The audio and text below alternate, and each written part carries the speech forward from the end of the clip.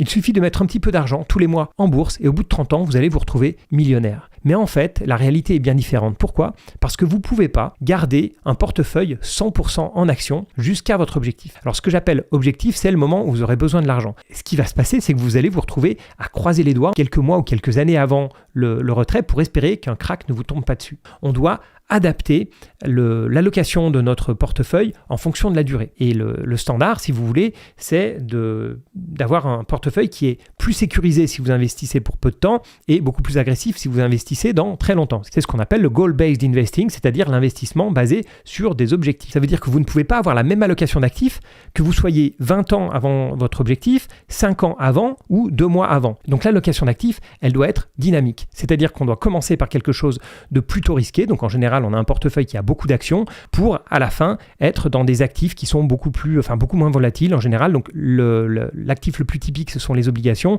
En tout cas, là où ça doit s'accélérer, ce qui est sûr, c'est vers la fin pour justement avoir une volatilité qui baisse très fortement. L'idée, c'est d'avoir un fonds qui démarre à 99% en actions pour terminer avec une allocation qui est 40% actions et 60% obligations. Donc on atteint un top au bout de quelques années à 80% et ensuite la proportion d'actions va baisser graduellement jusqu'à 15 ans. À 15 ans, on est à 55% d'actions.